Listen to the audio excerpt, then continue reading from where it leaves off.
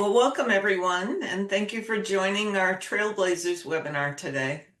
My name is Cheryl O'Connor. I'm CEO and co-founder of Income Conductor, an innovative and award-winning retirement income planning technology that engages your clients in the planning process and provides them with a written plan that gives them the confidence and peace of mind they seek throughout their retirement. Just to set the stage for those of you attending your first Trailblazer webinar, this series highlights the people in our industry who are forging new paths and developing new ways to achieve success while providing great outcomes for clients. We welcome your questions, so please type them into the Q&A box and we will have time to address them at the end of the webinar. It's my pleasure today to welcome our Trailblazer, David Lau. David is widely recognized as an innovator and disruptor in the financial services industry and is a sought-after speaker, commentator, and advisor to financial journalists, insurance carriers, RIA firms, and fintech providers. He is the founder and CEO of DPL Financial Partners, a privately held financial services firm that specializes in the development and distribution of low-cost, commission-free insurance and annuity products, as well as technology-driven product discovery tools and education for RIAs and individual investors. David serves on the CFP Board's Standards Resource Commission and also on the Insurance Subcommittee to help develop resources that provide guidance to CFP professionals and their firms on the CFP Board's new Code of Ethics and Standards of Conduct. His work has received coverage in the Wall Street Journal, the New York Times, Barron's, CNBC, Kiplinger, and other financial media, where David provides insights on industry products, players, trends, and best practices. Welcome, David. Oh, hi, Cheryl. Good to be here. Thanks for the kind intro. I've got to tell my team to send the shorter one. Well, your resume is quite impressive. Can you tell us a little bit about your background in the financial services industry and how you came to found DPL? Yeah, so back in the mid-90s, I was actually working at a trade association in the DC area, and a bank back in those days responded to a classified ad to find a new job, right? So a bank was looking for someone to run marketing for them, and I'm a marketer by background, and I went for an interview, and it turned out that it was a brand new startup bank. The guy who founded it had just purchased, some local branches and was intending to close them to turn it into a branchless bank, with the notion of, reducing overhead costs to provide better products for customers. And I got the job. I became the chief marketing officer there. And shortly thereafter, kind of the internet came about, and we became the first internet bank in the country. But the notion that really stuck with me, and that's kind of informed my career, was the notion of cutting out overhead and costs in order to provide better products for clients. And that really resonated, with me. And with banking, it was pretty simple. It was, at least in concept, if we can get rid of the branch, we can provide much better products. Branches are expensive ways of distributing and servicing, commodity products. And that's really apparent today. But in 1994, it wasn't. So, getting people to bank, remotely rather than walk into a branch was a challenge, but we were, tremendously successful with it. We, built it from nothing to 16 billion in assets in about 4 years. Wow. And we merged with E-Trade, and, E-Trade was kind of a similar ethos, a disruptive company, looking to change, the pricing on executing trades, just back in those days as a simple thing. And I became the chief marketing officer, of E-Trade Bank there, and then spent some time kind of consulting around the globe on how to build internet banks, from Shinsei Bank in Tokyo and Merrill Lynch here. Before I rejoined the founder of the bank, named David Smilo, to build an insurance carrier. And it was called Jefferson National. A lot of RAs are familiar with Jefferson National. And I rejoined David to build the company, and the notion was, okay, in insurance, how do you provide better value for the end consumer?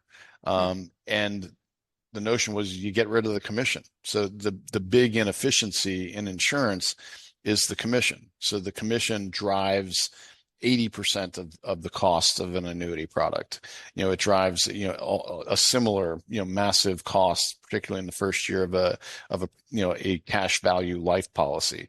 So on building Jefferson National, we were very successful in distributing and building product into the RIA market, but we didn't drive the change that we did in banking. So when we built Telebank, and became the first internet bank, every national bank launched internet banks. Everybody had to match the services we created, bill payment and online access and all that stuff. But in insurance, that didn't so much happen. In insurance, we got some copycat products, some carriers launching a similar product that we had, because insurance carriers think everything's about the product. And it's not, as we know, it's about the delivery mechanisms, the service, the marketing and distribution. All of it matters to the success in cracking a new market. So after building Jefferson National for a decade, I'm like, the way to really drive change in this industry, and the annuity industry in particular is one that is really in need of disruption and change, would be to create a platform. And that's how I came to the notion of creating DPL, which is to say, let me go to all the carriers in the industry rather than doing it from a particular manufacturer like at Jefferson National. Let me basically take my knowledge of how we cracked the code at Jefferson National to be successful in commission-free products, and go to carriers around the industry and tell them what to do, and how to build products and how to service products and the technology needs you need. And let me build a marketplace. So it's kind of inspired, DPL is kind of inspired by Schwab OneSource, where Schwab really became Schwab by creating the first no-load mutual fund supermarket, or marketplace. And that's what we're building at DPL, is a no-load insurance marketplace. So it's an idea, I think, that's well past its time. Most of financial services has long gone past the load products and high commission products to low cost products that advisors use, and they're compensated on fees rather than commissions. So the annuity market and life insurance market are just ripe for that kind of advancement, I'll call it, even more so than disruption, that advancement to work within the expectations of today's advisors and today's consumers.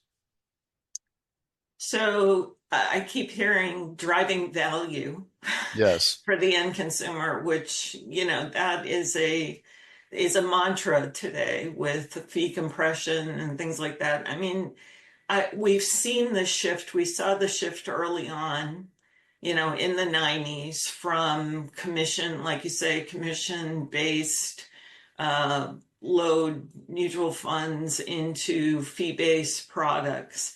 And, that was embraced by the industry. And we had platforms that dealt with that. Annuities, serve a very different purpose for the end consumer. Yep. Versus an investment vehicle like a mutual fund or an ETF. They've been around for over 2,000 years. That's right. Obviously, since Egyptian and Roman times. So do you think it's just the commission that has given it such a bad rap?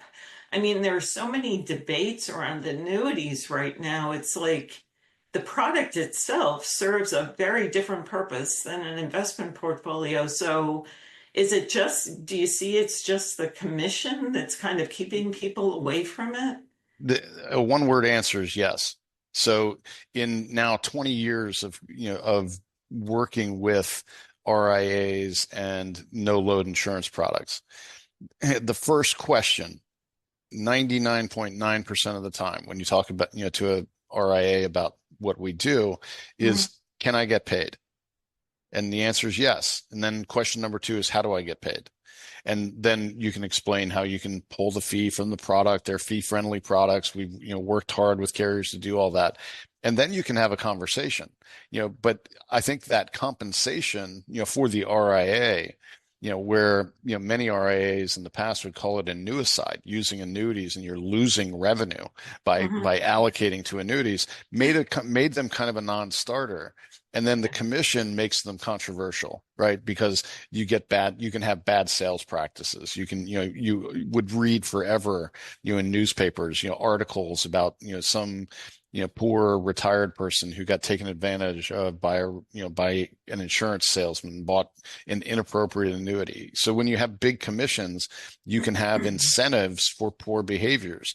But the other part of it is really an evolution, that prevents advisors from adopting, is really an evolution from being an asset manager and accumulator to Mhm. being a holistic financial planner.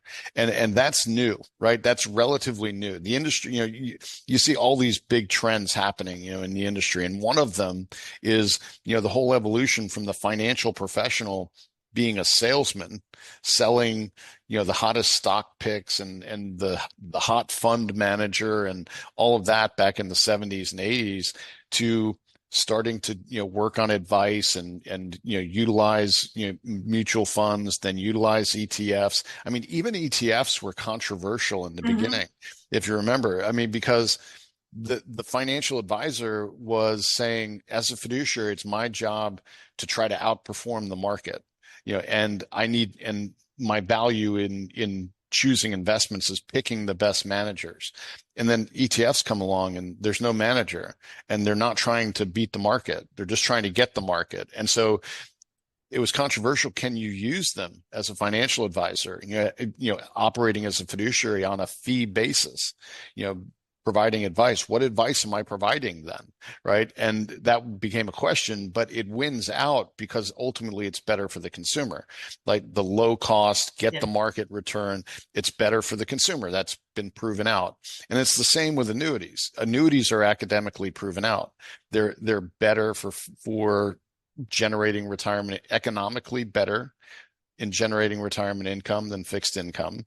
And they're also behaviorally better, for clients who can stay invested in the market, and they don't have as many worries or sleepless nights or anything like that. So they're a superior form of generating retirement income to investing, but it's all part of this, migration and evolution of the market.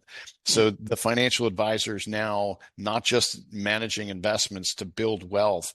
You've got to manage decumulation, as you know really well, which is a Mhm. much more complicated problem than accumulation is, and annuities play a critical role in it.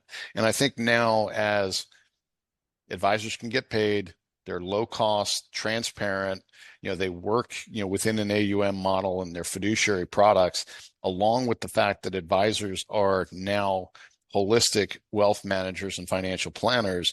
I think you're really beginning to see more widespread adoption. Yeah, and I love the fact that the industry is moving away from, the broker concept Yeah. into more holistic planning. We've seen that. And of course, our technology is focused on that distribution period. And we counsel our advisors to change their value proposition from being an asset manager to being a plan manager, Yeah. where you're creating the plan and then you're picking the best products that align with the individual client's goals, and that's often a combination of insurance and investment products working together. That's right. And I mean, many people always say that, the insurance people say, oh, insurance can solve everything. And maybe they do. I don't know. I don't hear too many saying that kind of thing. But I Yeah. also find the opposite true. Investment people think investments solve everything. And the fact of the matter is neither one of those things is true. It takes a combination to deliver the best results. So, leveraging the strengths of the structure of an annuity, which is an outstanding structure, as you pointed out, been Mhm. around for 2,000 years because it's a great structure. And in the US, they're tax deferred too, right? So you get structural advantages from the risk pooling and the tax deferral that you cannot replicate on your own as a financial advisor. So much of the way that you deliver alpha as a financial advisor is not through your investment prowess. We've Mhm. kind of put that to rest. We want to get market returns. Uh, it's through structure. It's through using good structures like estate planning and using the benefits of tax advantaged accounts and things like that. That's how you deliver alpha. And an annuity is a great way of levering structure to effectively deliver alpha, in a portfolio and deliver more efficient retirement income. So can you talk a little bit more about how these products on your platform are different from their predecessors? First, they're much cheaper. Right. So we pull out the commission and we pull out the internal distribution charges, within the product. So that means, so the carrier's building into the cost of a commission product, the commission, right? And then creating a surrender period that, allows them to recoup the commission, but they're also building in their distribution expense, paying for wholesalers and steak dinners and ball games and all that, right? So we eliminate all that. Yeah. And so that's step number one. So what you see is about an 80% reduction in cost. And that's nobody Wow. misheard that. It's 80%. It's unbelievable, right? It's so much, everybody focuses on the fact that they're commissioned, but part of it is how much they're commissioned. The commission is significant. And then when you do that, now you enable other great benefits. Like you can, you know, most of our products have no surrender period. All variable, none of the variable products have surrenders. So they're liquid products, subject to IRS limitations. Even with fixed products, more and more now we're having products that have market value adjustments rather than surrenders. So they work more like bonds. If you bought in a high interest rate environment and you sell in a low and you get out of the product in a low, it's going to be a financial benefit, rather than just a penalty. So they work the way they should. And the other thing is, we try to work with carriers and design under the mantra of we want products that can be used and not sold. Meaning we don't need lots of fancy bells and whistles. Mhm. I just want a product that if it's a fixed product, let's accumulate in a fixed, safe way with a downside protection and be able to turn on income, at some point. And maybe if you want a variable product, you can, and looking for a little more market exposure and return, we can have a variable product that you can invest in and then turn on income. We don't need all kinds of, bells and whistles. Again, if when you're working with a product like an annuity from a planning context and you're Mhm. doing it across many clients, you don't care about all the bells and whistles. You just want it to serve a purpose, right? Let's have some protection, some downside protection. Let's have the benefit of lifetime income, and the things that brings to the plan. We don't need fancy sales gimmicks. Yeah, and I feel as though a lot of the complexity that's added to these products to try to differentiate from their competitors are often the very aspects that keep advisors from using them because they are so complex. These are contracts, right? Can you speak to how you address the education Yeah. portion with advisors? Yeah, so we since day one of DPL, Annuities 101 is our most popular webinar podcast, any way we can put out annuities 101, that draws a big crowd. And so we have a lot of educational resources on our website, dplfp.com. Lots of video. You consume them and consume the education in any way you prefer. We've got videos, we've got white papers, we've got articles, any way you want to consume. We've got, and we've got something called DPL University to allow yourself to train. But we've also done, part of the way we deliver value to the end consumer, I think, in three ways. One is repricing the products. And then two is working with fiduciaries, for implementation. But three is our technology. So we've built, kind of a one-of-a-kind technology platform that allows you to do product comparison, which is kind of unheard of in the annuity industry outside of really simple products like, MYGAs or SPIAs. But we've got a digital product catalog of pretty much every annuity and rider ever sold, over 3,000 products and 10,000 riders and hundreds of thousands of price points. And we work, so relating this back to the education, you don't have to be an annuity expert to use our tools. You just have to know what problems you're solving for. So if you're looking for lifetime income, you don't have to know all the various variable annuities and fixed index annuities or RILAs that can do that.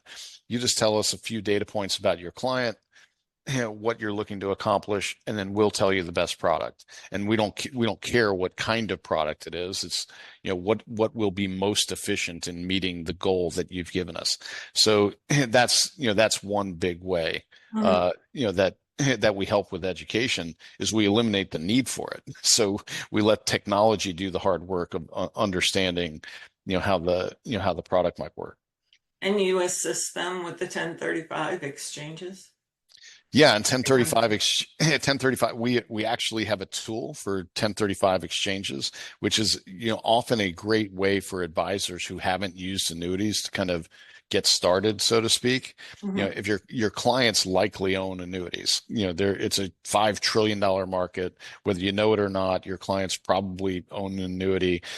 One of our tools, our annuity comparison tool, you can just look up the annuity, do a search on it, if you've got the statement, and we'll immediately give you a comparison, to a better product. So the advantage of that for the advisor is it helps bring in AUM, maybe eliminate another advisory relationship that somebody has, even though the person who sold them the annuity is probably not around anymore. But it helps, and you become a hero to your client because now we can give them a product that's likely to generate a lot more income. It's going to lower costs by thousands of dollars a year. It kind of justifies your advisory fee immediately. And you can do it instantly, which is a huge change because in the past, a lot of advisors didn't want to ask their clients about annuities because that might mean a lot of work and there's nothing I can do. I've got to call the insurance carrier. I've got to dig through a prospectus.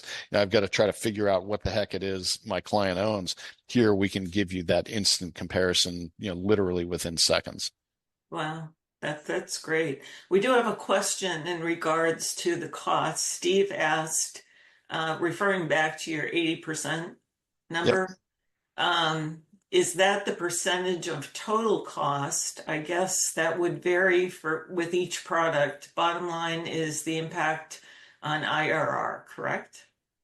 Correct. So what you're getting is really a much lower cost product, and it's transparent in a variable annuity.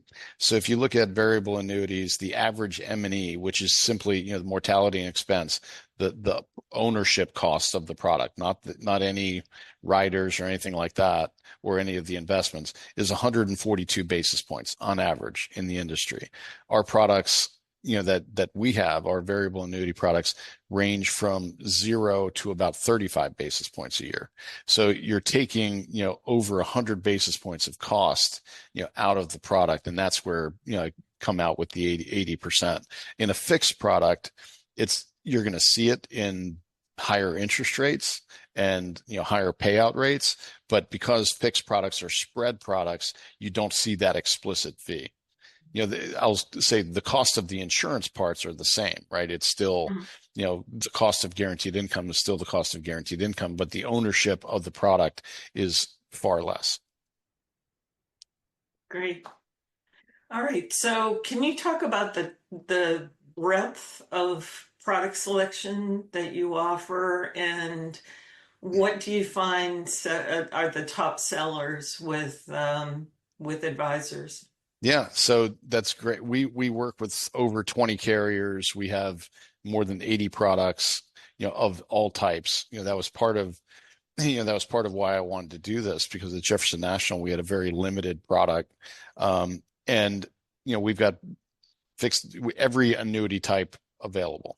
SPIAs, DIAs, FIA, I'll give you all the acronyms: FIAs, VAs, RILAs. We've got every one, in multiple versions, for for advisors to use. And when I launched DPL, investment only variable annuities were the leading product by far, because that's kind of how we trained the market at Jefferson National. We had an investment only variable annuity. It's basically save your client a bunch of cost on their product. Well, that's changed over the last 6 years as we've been in market, and advisors have actually come to understand the products and the options more. So investment only variable annuities are only maybe 10% of our sales now. Wow. Fixed indexed annuities are actually the leading product, and it's a structure. Fixed indexed annuities are again a product with a checkered reputation, but the structure is a really good one. So if you've got a good product and a good structure, we find those products have had a ton of appeal, mostly because you get downside protection, which is important for sequence of return risk, right before and right after retirement.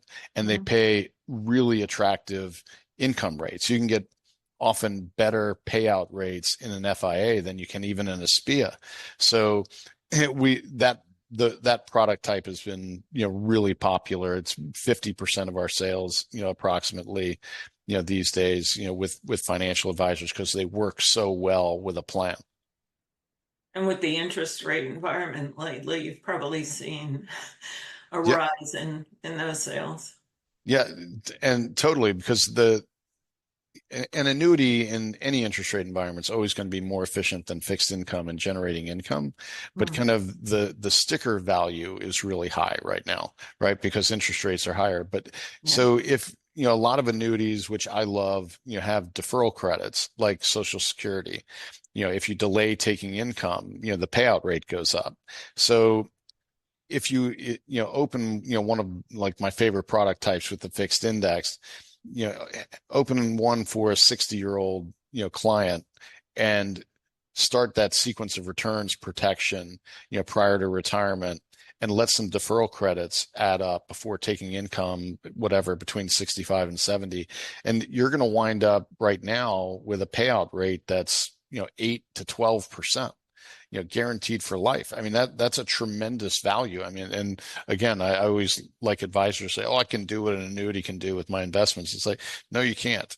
You can't do that. You can't create tax deferral. You can't mitigate longevity risk, and you can't get the benefits of risk pooling.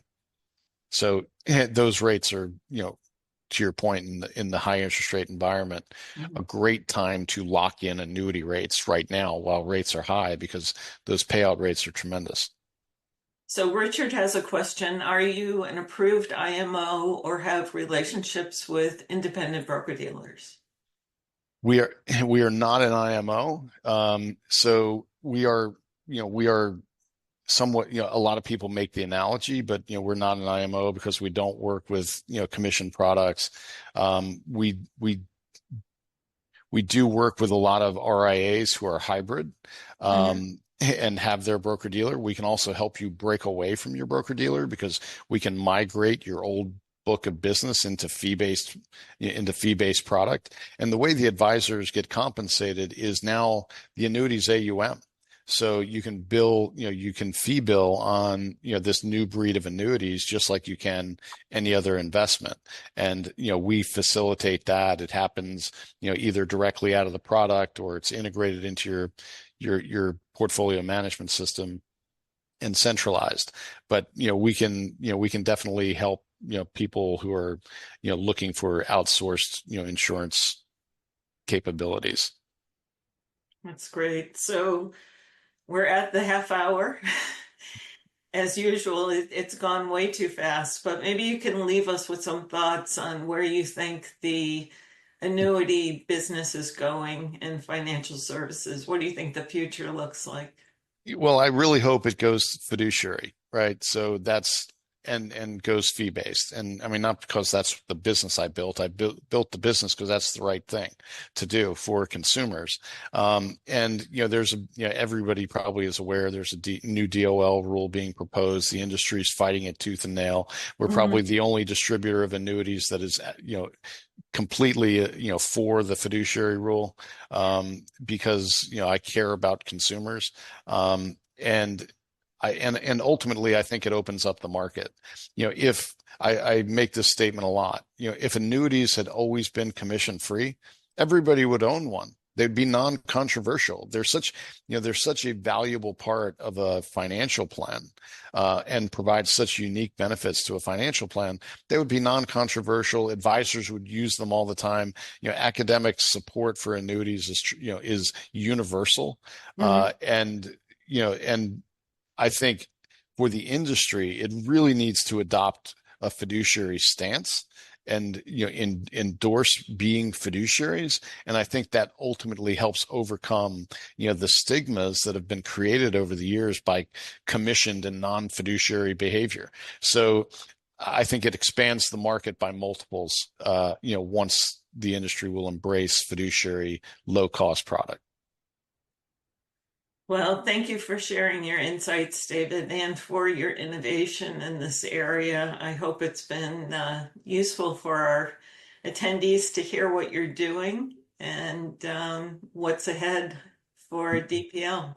Terrific. And, again, you can reach out. Anyone wants to talk to any of our consultants, about how to get started with, commission-free annuities and understand more of the products and capabilities, DPLFP, financialpartners.com. And, we've got a team of more than 40 consultants that work with RIAs all day. So Excellent. Well, thank you so much. And thanks everybody for joining us for our Trailblazer webinar. Watch out for our next one coming in September. Take care, everyone. thanks, Cheryl. Bye-bye.